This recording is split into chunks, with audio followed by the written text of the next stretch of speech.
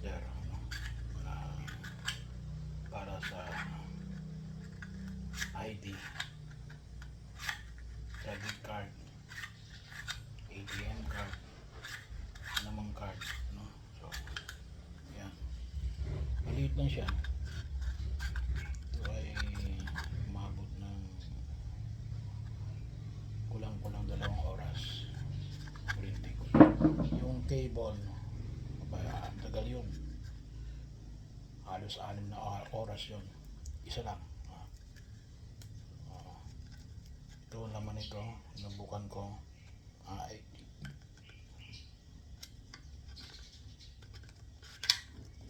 Isa, dalawa, tatlo,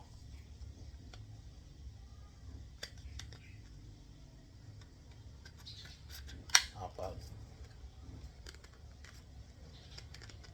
Alala ko tuloy yung SM card ko.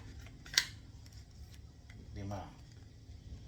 Itong isa ito, medyo may emboss ito.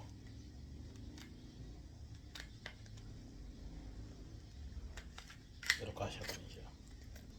May isang emboss.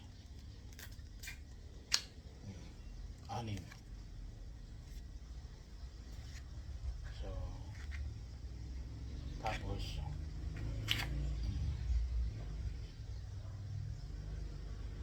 diba? Tarin. Sige.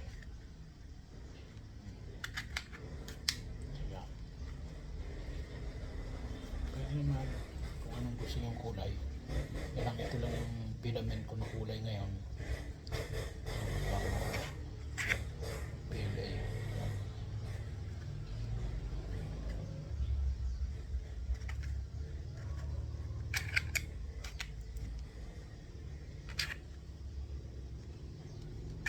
Kapag nakaganon, hindi mo siya masasara. Makaya pa rin. Siya na mag-move, pero ito hindi mahuhulog. Kahit anong gawin mo, hindi mahuhulog yan. Unless yan. Pero kahit na ganito, hindi rin basta-basta mahulog. Kung puno. Pero kapag hindi puno, pero okay yan for safety. Marka lang nito para hindi madaling masira yung mga card mo. So, may holder. So, para lang sa comparison na ito, laman na yan. Ito, wala pang laman yan. Wala pang laman. Alas ka sa ito, may konting naman. Ito yung mga luma ko na hindi nagagamit ng mga ID. Hindi yung makinakailangan palaging gamitin. So, ito ay may 11 na lagayan. Ito kasi laki na nito, wala pang laman. Hindi kapag dinagdagan mo ito, malalaki pa ito. Wala naman ito eh. So, ito yung mga luma, no? Ito ganyan na yan. At saka naalala ko tuloy, no? Napakahalaga yung ating mga ID. Kababalita lang, parang kagabi ata yun. Yung alin, yung isa yung kanyang ID ay nahulog. O hindi pala na dukutan. Hindi pala nahulog, nadukutan siya. Ito, kapag kinuha siya, ramdam mo ito kapag kasi malaki ito eh. So, bahagi na mahalata mo talaga bago pa hugot sa'yo.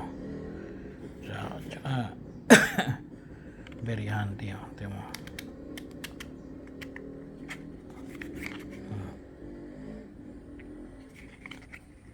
Tsaka hindi nahulog. So,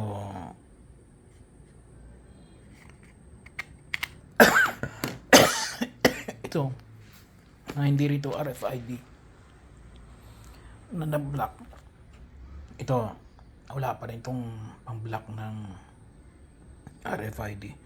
Hindi ko alam kung may nilalagay silang blocker dyan eh. Hindi ko alam kung ano bang blocker ang nilalagay nila dyan. So, yun po, no? So, mas maganda ito. And very handy at the same time. Maganda tingnan. Hindi naman lahat nakakalata na ito ay ID card. So, yun po, ano. Maraming salamat po.